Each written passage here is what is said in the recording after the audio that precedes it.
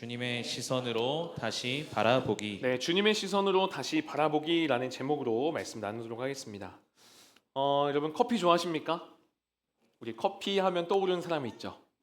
이수강 전도사님, 그죠? 스타벅스를 제쳤어요. 이수강 전도사님. 이수강 전도사님을 보면요, 커피 원두를 애지중지하면서 제습함에 보관합니다. 그리고 커피 한 잔을 내릴 때에도 물을 아무거나 쓰지 않아요. 미네랄 함량이 낮은 생수를 따로 사서 합니다. 그래야 이 커피의 산미가 부드럽고 깔끔하게 표현될 수 있다는 이유로 그렇게 사서 하더라고요. 저랑은 커피를 대하고 생각하는 게 너무나 다릅니다. 때로는 교회에 손님이 오고 또 바쁘고 기다리는 사람이 많을 때면 저는 그냥 이 정수기 물에다가 커피 많이 해서 빨리 내려주면 좋겠다라는 솔직한 마음이 듭니다. 그래도 우리 이수강 전도사님 꿋꿋하게 커피를 함부로 내리지 않아요. 계속 기다리게 합니다. 커피를 바라보는 시선이 저와는 너무나 다른 거죠. 커피를 대하는 가치도 저와는 너무나 다른 것을 보게 됩니다. 어제는 점심에 우리 김우현 집사님이 교회에 와서 같이 커피를 마셨습니다. 이수강 전도사님이 이렇게 맛있게 내려줬어요. 김우현 집사님도 이 커피 맛을 아는지 맛있다고 하길래 제가 옆에서 한 입만 달라고 했습니다. 그랬더니 이수강 전도사님이 한마디 했습니다. 목사님은 모르잖아요. 주지 마요. 김우현 집사님도 저한테 한마디 하더라고요. 목사님 얼음물 아닙니다. 시원하다고 다 마시지 마세요. 실제로 저는 커피 맛을 잘 모릅니다. 커피가 왜 이렇게 비싼지도 모르겠고, 뭐 바디감, 게이샤, 뭐 어떤 날은 우리 이수강 전도사님이 이거 포도맛 날 거다, 딸기 맛도 난다 하면서 주는데 진짜 한 모금하고 막 쩝쩝거려야 간신히 느낄 수 있는데 이럴 거면 음료수가 낫지 않나 뭐 그런 생각도 듭니다. 여튼 이수강 전도사님이 커피를 바라볼 때 저와의 시선은 너무나 다릅니다. 커피를 대할 때도 저와 다른 더 소중한 가치를 담아서 대하는 것을 볼 수가 있죠. 저는 오늘 이 말씀을 통해서 이수강 전도사님이 이 커피를 정말 소중하게 대하고 바라보듯 우리 그리스도인이라면 우리는 다른 사람을 향해 어떤 시선으로 바라봐야 되는지, 어떤 가치로 다른 이를 대해야 되는지 한번 살펴보고자 합니다. 오늘 말씀은요, 성전 미문에 앉아 못 걷게 된 이가 베드로와 요한을 만나서 일어나고 회복되는 스토리입니다. 베드로와 요한이 제9시 기도 시간에 성전에 올라가는 것으로 오늘 말씀이 시작되는데요. 1절 같이 한번 읽어볼게요. 시작. 혹시 기도 시간에 베드로와 요한이 성전에 올라갈새. 네, 당시 유대인들은요, 아침과 저녁, 낮 12시 이렇게 세 차례 기도 시간을 지켰습니다. 오늘 본문에서는 제9시라고 되어 있는데 오늘날 시간으로 치면 오후 3시입니다. 사도행전에 등장하는 초대교회 성도들은요, 대부분 거의 유대인들이었고 유대인의 전통을 따라 이 기도 시간을 지킨 것으로 보여집니다. 오늘 본문에 등장하는 이 베드로와 요한도 마찬가지예요. 오후 3시에 사람들이 가장 붐비는 시간에 기도하러 성전에 가게 된 거죠. 그리고 그 성전 앞에는 나면서부터 걷지 못하는 이가 구걸하고 있었습니다. 2절도 같이 읽어볼까요? 시작. 나면서 못 걷게 된 이를 사람들이 메고 오니 이는 성전에 들어가는 사람들에게 구걸하기 위하여 날마다 미문이라는 성전문에 두는 자라. 네, 날마다 미문이라는 성전문에 그가 있었다라고 성경은 얘기합니다. 여러분, 보통 사람들은요, 앉은 자리 그대로 또 앉습니다. 이렇게만 보더라도 여러분 딱 앉은 자리 그대로 앉으셨거든요. 그죠? 대부분 그죠? 물론 아닌 분들도 있는데 대부분이 그래요. 앉은 자리 그대로 앉습니다. 근데 지금 유대인이자 이 걷지 못하는 이가 사람들이 메고 와서 그 자리에 뒀기 때문에 이 걷지 못하는 이 거리는 아마도 항상 그 자리에 있었을 것으로 보입니다. 그렇다는 건 그는 매일 이 성전 미문 앞에 앉아 있었고 유대인이었던 이 베드로 또한 날마다 기도하러 성전에 오갔을 텐데 여러분, 베드로가 이전에는 이 사람을 봤을까요? 못 봤을까요? 올 때마다 봤을 겁니다. 보긴 봤으나 적절하게 유대인들이 하는 구제 정도만 하고 지나쳤을 거예요. 이 사람을 아주 중요한 사람으로 보지 않았을 겁니다. 마치 제가 커피를 대하듯 말이죠. 그런데 오늘 날마다 미문에 앉아있던 이 거린이 베드로의 눈에 딱 들어옵니다. 4절 보니까 이렇게 하는데요. 4절 읽어볼게요. 시작. 베드로가 요한과 더불어 주목하여 이르되 우리를 보라 하니 네, 늘 미문에 앉아서 구걸하던 사람을 날마다 봤는데 이제 다르게 보이는 겁니다. 여기 더불어 주목하여 이르되 아테니조라고 되어 있는데 그 사람을 주의 깊게 본 겁니다. 그 사람을 응시한 겁니다. 어떤 학자는 이 구절을 통해서 존재의 인정이 이때부터 일어났다라고 표현을 해요. 그러니까 이 구걸하던 거린을 하나의 사람으로 이때부터 인정하기 시작했다라는 거예요. 베드로와 요한이 이 거린을 평소에는 이렇게 보지 않았어요. 그냥 지나쳤을 수도 있고 그냥 구제 정도 하고 바로 또 갈 길을 갔던 것이죠. 그런데 지금 달라진 모습을 보여주고 있는 거예요. 그냥 바라본 것도 아니고 우리 수강 전도사님이 커피를 아주 소중히 대하듯 이것보다 훨씬 더 주의 깊게 그 사람을 바라보고 살펴봤다는 겁니다. 저는 이게 오늘날 하나님을 믿는 우리가 가져야 될 시선이자 태도다라고 생각을 합니다. 여러분, 우리가 가져야 될 시선, 정리하면 이 주님의 시선인 거죠. 이제서야 주님의 시선으로 바라보기 시작한 거예요. 성전 문 앞에서 늘 구걸하던 그 사람이 그냥 힘든 사람이 아니라 이제는 의미 있는, 내가 아주 주의 깊게 바라보는 한 사람으로 보이기 시작했다는 거예요. 여러분, 베드로가 갑자기 이렇게 보게 될 수 있었던 이유가 뭘까요? 베드로와 요한은 그전까지 매일 보던, 늘 그렇게 구걸했던 사람인데 왜 이제서야 다르게 보이기 시작한 거죠? 그 근거가 성령 충만에 있습니다. 사도행전 2장 4절을 보면 이렇게 얘기하는데요. 그들이 다 성령의 충만함을 받고, 성령의 충만함을 받은 뒤에 기도하러 가는 중에 오늘 사건이 딱 일어나게 된 거예요. 성령 충만함의 증거가 뭐냐면 다른 나라의 말을 할 뿐만 아니라 다른 것을 보게 되는 것, 그게 바로 성령 충만의 증거인 겁니다. 즉 주님의 시선으로 바라보게 되었다라는 거예요. 사랑하는 여러분, 오늘을 살아가면서 여러분은 여러분 자신을 어떻게 바라보셨습니까? 여러분은 여러분의 가족을 어떻게 바라보셨습니까? 여러분은 여러분과 함께하는 이들을 어떤 시선으로 바라보셨습니까?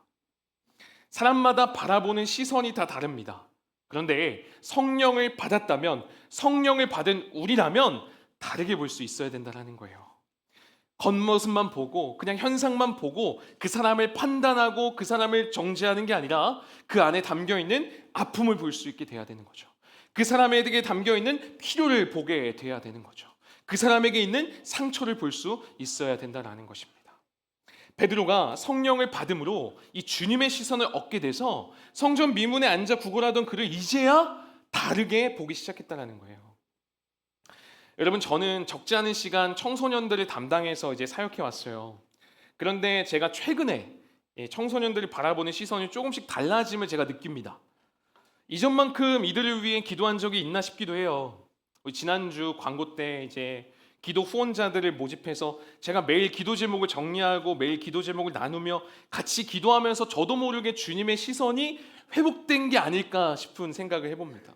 이전까지만 해도 우리 청소년들을 바라볼 때 어떤 게 많이 보였냐면 그냥 예배 잘 안 나오는 모습, 지각하는 모습, 기도하지 않는 모습, 이 신앙이 있는 건지 없는 건지 그냥저냥 모습들로 늘 스스로 제가 담당이지만 저 스스로 혼자 한숨 지을 때가 참 많았던 것 같아요. 뭐 지금도 크게 별반 다를 바 없는데 그래도 제가 요즘은 다르게 보기 시작했다는 거예요. 실제로 한 청소년 아이가 학교에서 친구들 사이에 잘못된 오해, 잘못된 평가로 인해 힘들다고 이야기하기 시작합니다. 근데 이 친구가 예배를 그리 열심히 나오는 친구는 아니었거든요. 예배 잘 좀 빠지던 친구. 근데 이 친구가 얘기하는 거예요. 매일 울기도 하고 이렇게 살아 뭐하나, 너무 안 좋은 생각도 들고 막 이런 얘기를 나누는 거죠. 그 이야기를 듣는데 예전 같았으면 제가 그냥 한숨 푹 쉬면서 너 예배 빠지니까 그러지, 너 큐티는 했냐, 너 기도는 했냐, 이제 너 기도할 때다 막 이랬을 것 같은데 지금은 그러지 않고 그렇게 얘기하는데 그 친구의 막 아픔이 느껴지는 거예요. 너무 아프겠다. 얼마나 힘들고 얼마나 괴로우면 이런 얘기까지 나한테 쏟아낼까. 매일 운다고 할까. 그리고 나서 교사들과 상황을 나누고 같이 기도하면서 제가 정말 기도하는 마음으로 이 친구가 마음으로 붙잡아야 될 그 진리를 매일 이야기해 줬습니다. 하나님이 그럼에도 널 어떻게 바라보시는지, 하나님이 너를 위해 어떤 일을 하셨는지. 이 친구 진짜 회복 많이 됐어요. 그래서 이 친구도 이렇게 얘기하더라고요. 제가 청소년한테 이런 얘기 처음 들었는데 스스로 기도하기 시작했고 설교 말씀도 다시 보기 시작했대요. 처음 들었어요. 설교 스트리밍이 계속 올라가고 하는데 다시 본다는 얘기 처음 들었거든요. 여러분, 주님의 시선이 있었기 때문에 그렇게 가능했던 일 아니겠습니까? 저는 이 주님의 시선이, 그렇게 바라보는 시선이 우리 모두에게 있기를 바랍니다. 그래서 다른 이들을 바라볼 때 그냥 내 필요를 채워주는 누구, 내 도움을 주는 누구 이렇게 바라보지 말고 주님의 시선으로 바라보며, 그래서 그들의 상한 마음까지 볼 수 있고 그들을 위해 정말 눈물로 기도해 줄 수 있고 주님의 마음으로 다가갈 수 있는 성령의 사람으로 거듭나는 우리 모두가 되기를 주님의 이름으로 축복합니다. 여러분, 이렇게 성령의 충만함을 통해 주님의 시선이 회복되게 되는 거죠.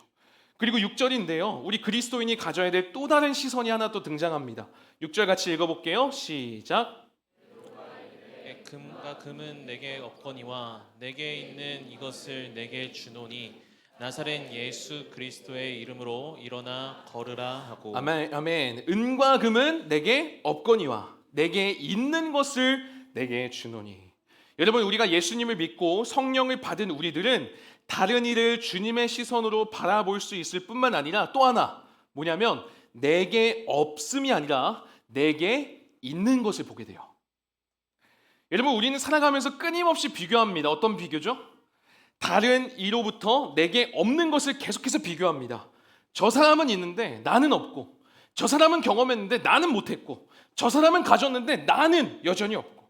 여러분, 근데 성령 받은 우리라면 내게 없는 것이 아니라 내게 있는 것을 볼 수 있어야 된다는 거예요.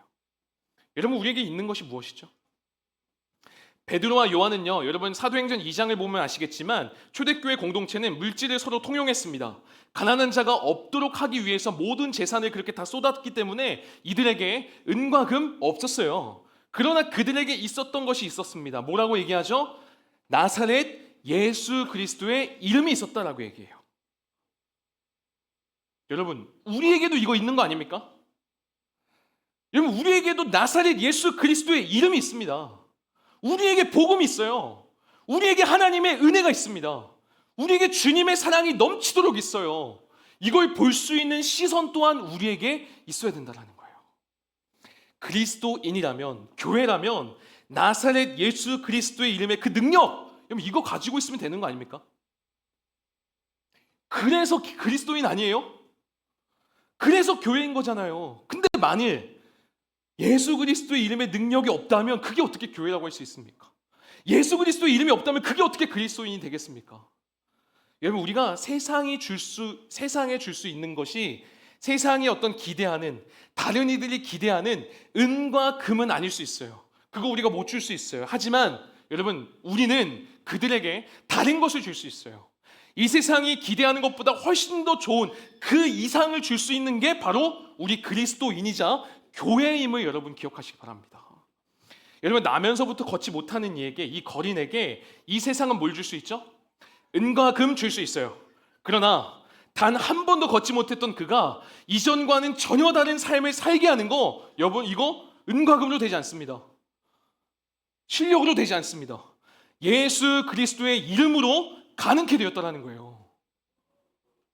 여러분, 그런데 우리가 예수 그리스도의 이름이 소중한 거 알겠어요. 내게 있는 것이 이 세상 그 어떤 것보다 귀하다는 거 알겠어요. 알고 있으면서도 우리는 살아가면서 자꾸만 우리 정체성이 흔들리는 위기를 마주합니다. 정체성이 흔들리는 유혹을 만나요. 뭐냐면 이런 거죠. 그래도 내가 예수님을 잘 믿고 신앙생활 잘 해나가는데 안 믿는 이 세상 사람들이 보기에 좀 더 괜찮고 좀 더 내가 잘 누리는 삶을 살아야 되는 거 아니야? 내가 그렇게 살아가지 못하면 저들보다 조금 없으면 괜히 하나님 영광 가리는 거 아닌가? 내가 그래도 저들보다는 좀 더 많이 가져야 되고 다른 저들보다는 내가 좀 더 나아야 되는 거 아닌가? 그렇지 않다라는 거예요. 이거 유혹입니다, 여러분. 이거 유혹이에요. 우리 그리스도인은 이 유혹으로부터 벗어나 내게 있는 것을 바라보는 시선을 회복할 수 있어야 됩니다. 우리의 정체성은요, 여러분 더 많이 가진 것으로부터 오지 않습니다. 교회도 마찬가지예요. 여러분, 교회가 이 세상 사람들이 딱 바라볼 때 정말 놀랍도록 큰 규모, 누가 봐도 멋지고 막 삐까뻔쩍한 그 예배당 갖췄다고 해서 와 이거 교회구나 사람들. 여러분, 교회 정체성은 거기서 오는 게 아닙니다. 교회 정체성은 본당의 크기, 좌석수, 화려함과 재정 능력에 있는 게 아니라는 거예요. 저는 2013년도부터 더세움교회에 함께하고 이 자리까지 왔습니다. 저는 그렇게 함께 오면서 우리 더세움교회가 이것 때문에 여기까지 오지 않았음을 저는 몸소 경험했어요. 우리 더세움교회요, 크고 어떤 화려한 예배당이 있었기 때문에, 또는 계속 써도 끊이지 않는 이 재정의 능력 때문에, 아니면 누가 와도 편하게 쓸 수 있는 다양한 편의시설 때문에 이 자리까지 왔다? 아닙니다. 그런 것도 없었어요. 부족했습니다. 그러나 우리 더세움교회에 뭐가 있었냐면 예수 그리스도의 능력의 이름이 있었고, 복음의 열정이 있었고, 하나님이 부어주시는 그 은혜가 있었고, 여전히 이끄시는 하나님의 손길이 있었기 때문에 여기까지 온 거 아닙니까? 여러분, 중세 기독교 신학 철학과 그 학문에 지대한 영향을 끼쳤던 토마스 아퀴나스라는 사람과 교황 이노센트 4세가 만났던 이야기가 굉장히 유명한데, 이 토마스 아퀴나스가 방문하게 됩니다. 교황청에. 마침 교황 이노센트 4세가 엄청난 액수의 돈을 세면서 이 학자에게 이렇게 얘기하는 거예요. 토마스, 교회는 더 이상 은과 금은 내게 없거니와 라고 말할 필요가 없어졌네. 너무나도 많아졌네. 그러자 이 토마스 아퀴나스가 이렇게 말합니다. 맞습니다. 맞아요. 돈이 정말 많아졌군요. 하지만 이제 교회는 예수 그리스도의 이름으로 일어나 걸어라 라고 말할 수도 없게 되었습니다. 여러분, 이거 너무 슬픈 얘기 아닙니까? 세상을 향해 우리는 은과 금은 내게 없거니와 말할 수 있어요. 말할 수 있어요. 근데 괜찮다고요. 하지만 우리는 세상을 향해 야, 믿는 우리를 보라 말할 수 있어야 돼요. 말할 수 있어야 될 뿐만 아니라 우리가 가지고 있는 그 예수 그리스도의 이름의 그 능력, 복음의 그 능력, 예수 그리스도의 생명을 줄 수 있어야 된다는 겁니다. 여러분, 세상의 눈으로 자꾸만 나를 보지 마십시오. 세상의 눈으로 자꾸만 가족들 바라보지 마세요. 세상의 눈으로 자꾸만 옆에 사람들 평가하지 마십시오. 자꾸만 없는 것에 주목해서 비교하고 힘들어하지 마십시오. 내게 있는 것을 바라볼 수 있는 이 주님의 시선이 회복되는 우리 모두가 되기를 주님의 이름으로 축복합니다. 여러분, 이렇게 살아갈 때 내게 이게 있구나. 내게 복음이 있구나. 내게 하나님의 은혜가 있구나. 이걸 알고 살아갈 때 우리는 변화를 일으키는 하나님의 사람으로 쓰임받게 돼요. 여러분, 베드로와 요한은 이 주님의 시선으로 살아감을 통해 새로운 변화를 일으키는데요.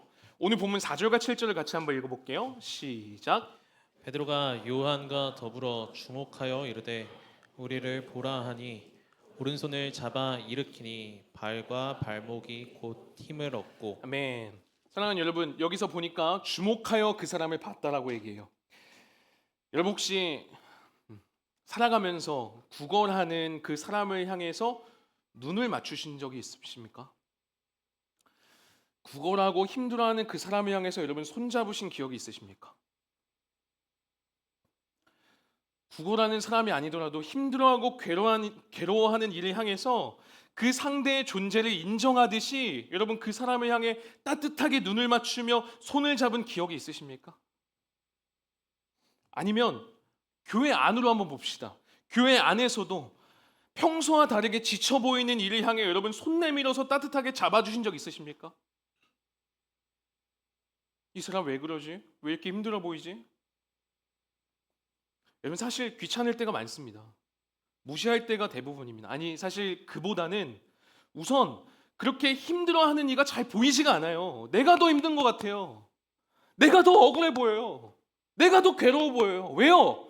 주님의 시선이 회복되지 않아서 그래요.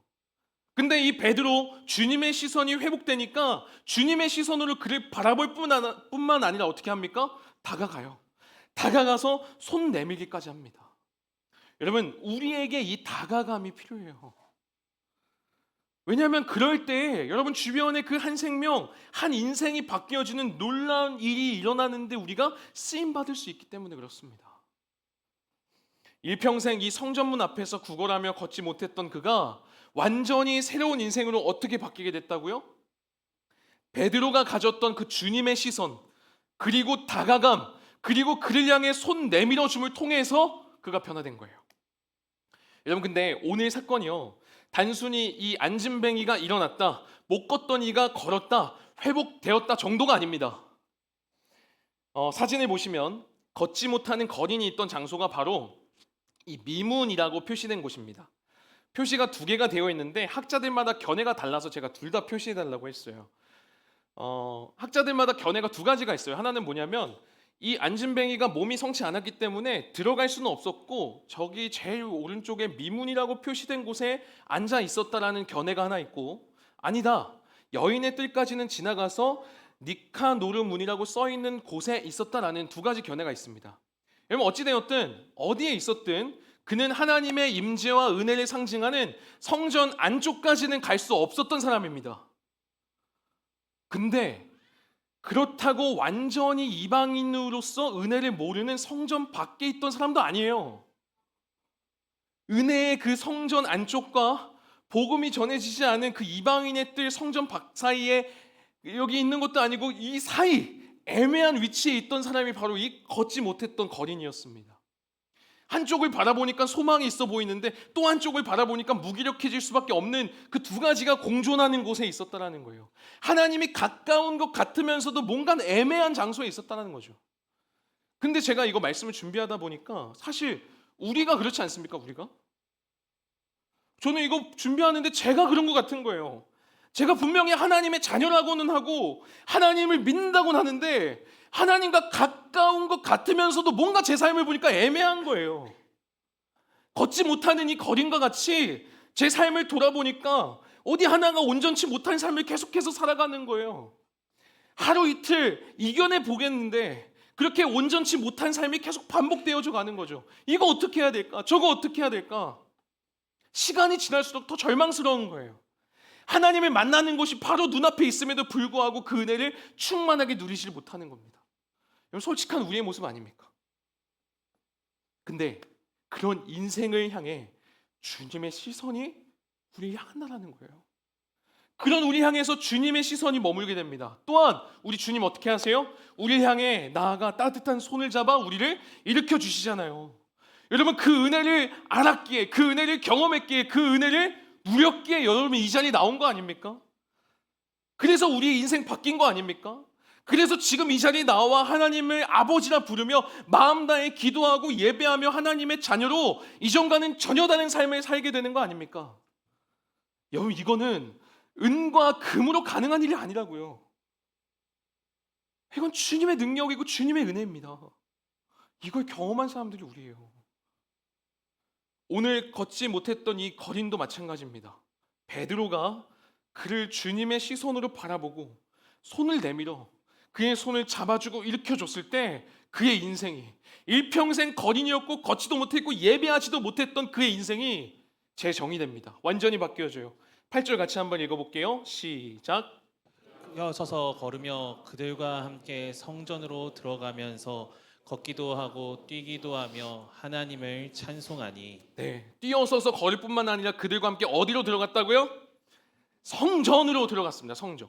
일평생을 들어가 보지 못했던, 누리지 못했던 그곳을 향해 가게 됐다는 거예요. 이건 단순히 그가 일어나 걷게 되었다라는 것으로 끝났다면요, 여러분 이 인생이요, 일어나서 그냥 구걸하는 인생 됐을 거예요. 일어나 걸어다니면서 구걸한 인생이요, 구걸하는 인생이요. 그러나 오늘 말씀이 이렇게 얘기하는 거예요. 그가 일어날 뿐만 아니라 성전으로 들어갈 수 있는 정체성의 변화가 일어났다는 겁니다. 구걸하는 자가 아니라 예배하는 자로 완전히 다른 삶을 살게 됐다는 거예요. 은과 금을 구하던 그가 예수 그리스도의 이름의 능력으로 인하여 그의 시선 또한 삶 또한 완전히 바뀌게 되었다는 거예요. 은혜 밖에 있던 자가, 공동체 밖에 있던 자가 주님의 시선을 갖고 예수 그리스도의 이름의 능력으로 손을 내밀어서 붙잡아준 그 손길로 인하여 그의 인생이 전혀 다른 삶을 살아가게 되었다는 이 놀라운 복음의 이야기가 오늘 말씀의 이야기고, 오늘 우리가 써내려가야 될 이야기라는 겁니다. 여러분 토마스 워커라는 분이 이 부분을 보면서 이렇게 말했습니다. 그 능력은 예수 그리스도의 것이었지만 손은 베드로의 것이었다. 여러분 그 한 사람의 시선의 변화, 그리고 다가가고 손을 내밀 때에 또 다른 그 사람의 삶을 바꾸게 된다는 거예요. 여러분 저는 이것을 은혜의 확장성이라고 표현하고 싶습니다. 은혜의 확장성. 바라기는 저와 여러분의 삶을 통해서 이러한 은혜가 계속해서 확장되기를 바랍니다. 내가 가는 곳마다, 여러분이 가는 곳마다 불평과 불만이 확장되는 게 아니라 주님의 시선으로 다른 일을 바라보며 손을 내밀어 삶의 변화를 일으키는 은혜가 확장되는 그런 삶이요. 저와 여러분을 통해, 그리고 우리 더세움 공동체를 통해서 이 은혜의 확장성이 계속되어지기를 주님의 이름으로 축복합니다. 말씀을 맺도록 하겠습니다. 서두에 물었던 질문을 다시 한번 여러분에게 던져봅니다. 여러분, 오늘을 살아가면서 여러분 자신을 어떻게 바라보셨습니까? 이것도 없고 저것도 없고. 여러분은 여러분 가족을 어떻게 바라보셨습니까? 이것도 못하고 저것도 부족하고. 여러분, 함께하는 이들을 어떻게 바라보셨습니까? 주님의 시선으로 다시 바라보시기 바랍니다. 여러분, 근데 어떻게 하면 주님의 시선으로 바라볼 수 있을까요? 한 성경학자는 오늘 사건을 기도랑 연관해 짓습니다. 여러분, 오늘 사건이 어떻게 일어났죠?